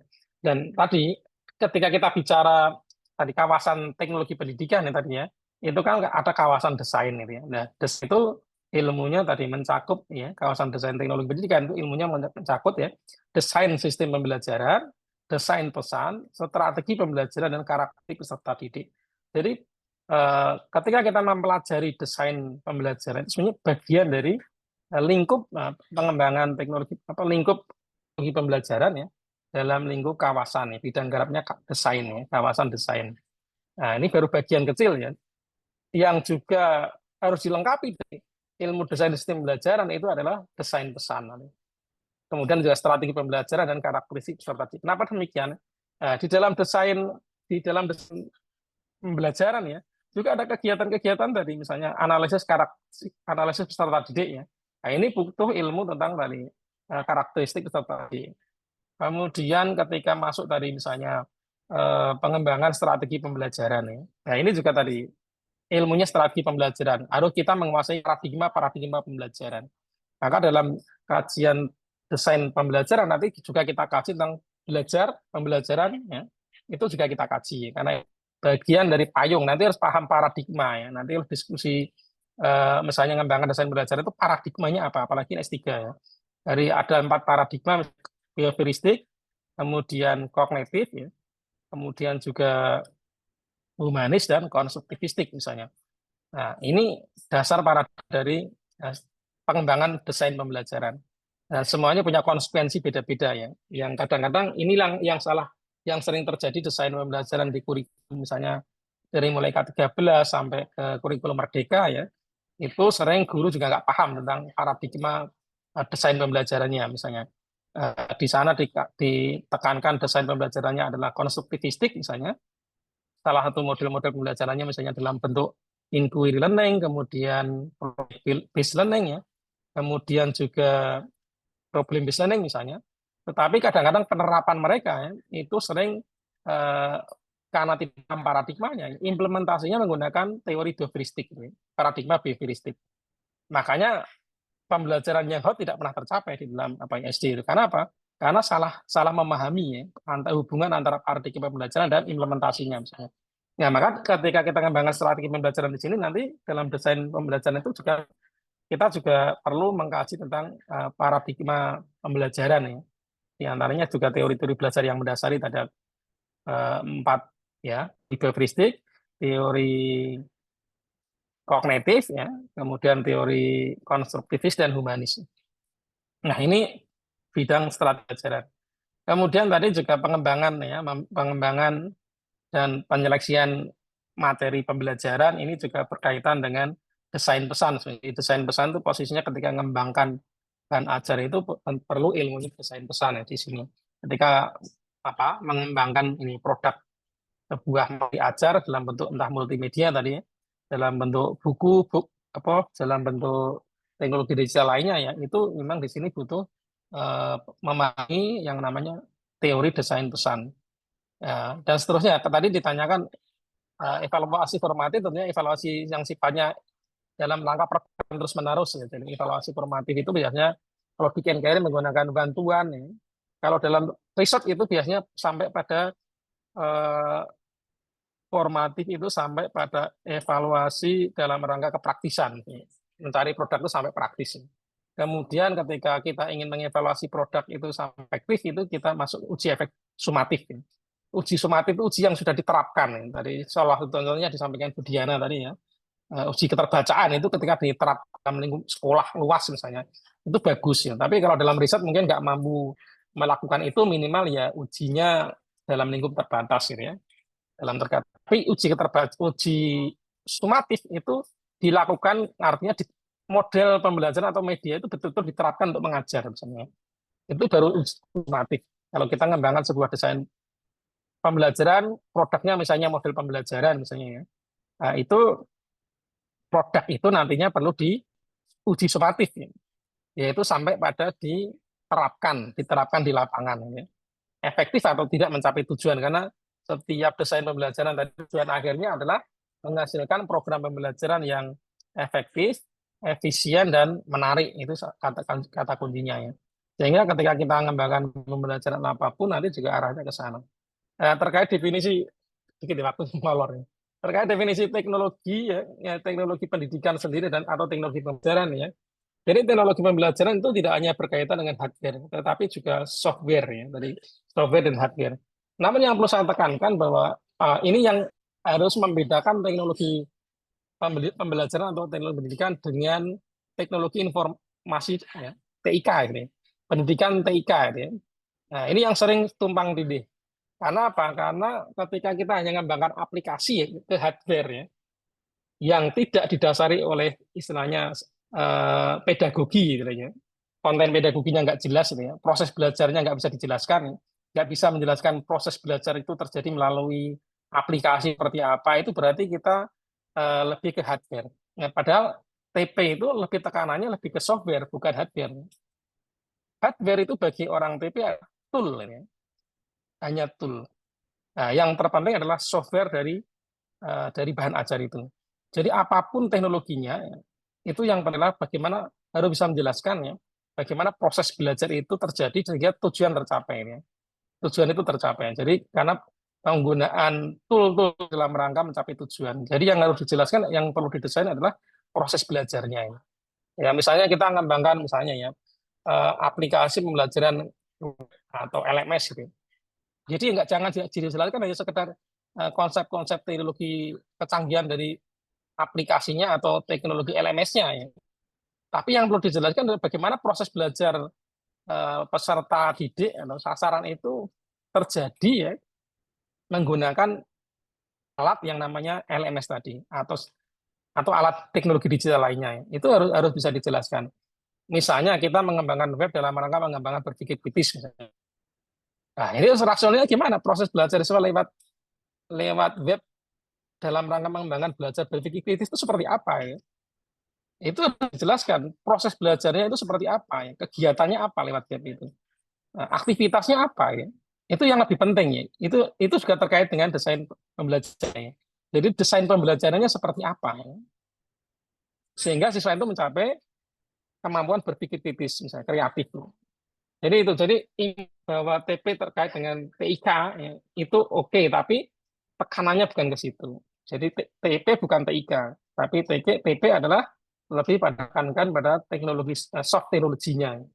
Nah, soft teknologi itu contohnya selain tadi ya, selain pedagogical knowledge tadi ya, dalam konteks pengembangan produk ya, juga misalnya ya, contoh kita mengenal soft teknologi itu misalnya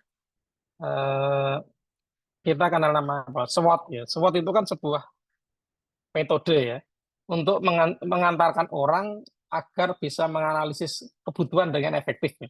Itu juga teknologi ya. Jadi teknologi itu maknanya tidak hanya hard tadi, tapi juga sebuah proses ya, sebuah prosedur yang memudahkan orang. Karena konsep teknologi itu dalam arti luas adalah eh, alat atau cara yang memudahkan orang mencapai tujuan. Sehingga ketika kita bicara teknologi juga berkaitan dengan misalnya metode tertentu yang membantu orang untuk mencapai tujuan. Nah, contohnya ketika kita ingin melakukan analisis kebutuhan, analisis dengan tepat ya, misalnya kita menggunakan software yang namanya SWOT. Jadi orang yang menciptakan SWOT itu juga berarti sudah menciptakan soft teknologi. Nah, nanti di dalam desain pembelajaran juga ada misalnya langkah-langkah ADI. ADI sendiri itu juga sebenarnya juga bagian dari soft teknologi. Prosedur ADI itu juga bagian dari soft teknologi dalam riset. Nah, itu yang jadi yang digagas apa ya, yang menjadi ruang apa istilahnya bidang kajian TP yang utama terkait teknologi ya itu bukan hard teknologinya ya, tapi ke soft teknologinya. Tetapi memang untuk mengikuti perkembangan zaman ya, maka hard teknologi itu juga harus dikaji, dipelajari, dikuasai gitu ya. Tetapi tekanannya bukan hard teknologinya ya. Karena apa dalam teknologi pendidikan masalah belajar itu tidak hanya dipecahkan tadi hanya dengan hard teknologi gitu. Kalau dengan teknologi yang sederhana bisa tercapai tujuan itu nggak masalah gitu ya, nggak mesti canggih gitu ya, nggak mesti canggih. Nanti yang canggih nanti kalau dikasih ya, yang canggih itu belum tentu lebih optimal gitu ya. Karena yang ukurannya adalah pengembangan ini harus mengantarkan siswa mencapai tujuan gitu. Memfasilitasi siswa, memudahkan belajar siswa agar tujuan tercapai secara optimal. Kata kuncinya di situ. Jadi di situ bisa menggunakan soft teknologi dan juga memanfaatkan hard teknologi. Tetapi sekali lagi posisi hard teknologi hanyalah bagi orang itu hanya tool. Jadi kalau misalnya mengembangkan sebuah disertasi kok ditonjolkan hard teknologi, nah itu belum TP. Itu lebih nanti masuknya ke orang TIK ya, orang pendidikan jadi ke tetangga, bukan orang TP. Jadi harus pakai ada unsur soft teknologinya. Misalnya pengembangan web berbasis TPACK misalnya gitu ya. Pengembangan web pembelajaran berbasis teori belajar konstruktivistik misalnya gitu ya. Nah, itu agak apa ya? Ada unsur TP-nya gitu ya. Dengan pendekatan misalnya pengembangan web dengan pendekatan apa gitu ya. Pengembangan produk apa dan pendekatan apa. Itu ada unsur teknologi pembelajaran, ada unsur soft teknologinya ini. Ada unsur pedagogikalnya. Nanti untuk lebih jelasnya bisa ini ya, saya sharing apa yang pernah saya jelaskan. Karena saya akan jelaskan kalau singkat itu biasanya kelagepan mulut saya. Karena banyak yang ingin dibicarakan terlalu cepat. Itu saja ya sebagai gambaran ya untuk tadi menambah dari Ibu Diana ya tentang apa itu hubungan antara teknologi pembelajaran dan juga kawasan apa ya kawasan teknologi pembelajaran dan juga hubungannya dengan desain pembelajaran. Jadi desain pembelajaran adalah bagian dari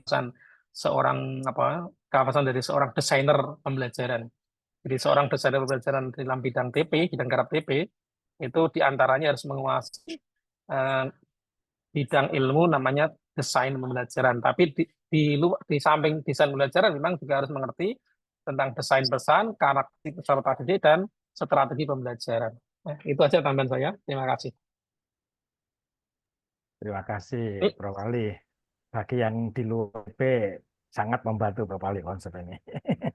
Iya, tapi mohon maaf ini saya terlalu cepat tadi kelagepan. Ya. Oke, karena ini waktu ya, jam 3. Mau dilanjut atau mau diakhiri, teman-teman? Saya kira cukup, Prof. Iya, kalau cukup ya kita. Oke. Prof, mohon izin tanya, Prof. Iya. Terkait dengan mata kuliah kita ini nanti, tugas akhirnya mungkin bisa diinformasikan biar kita bisa siap-siap begitu, Prof. Misalkan ada tugas yang perlu Iya, nanti sambil saya diselesaikan. kaji, Mas. Karena saya mata kuliah ini juga mendadak ya. Oh, begitu. Oke, Prof. Siap, Prof. Kita sama-sama, saya juga baru cari format juga ya. Ini saya Oke, juga RPA-nya masih copy paste ya dari pendahulu ya. Jadi saya Oke, masih Prof. cari Oke, Prof. bentuk ini sebetulnya seperti apa. Oke, Oke, maaf terima kasih, belum Prof. juga sama-sama ini. Ya, Oke. terima kasih.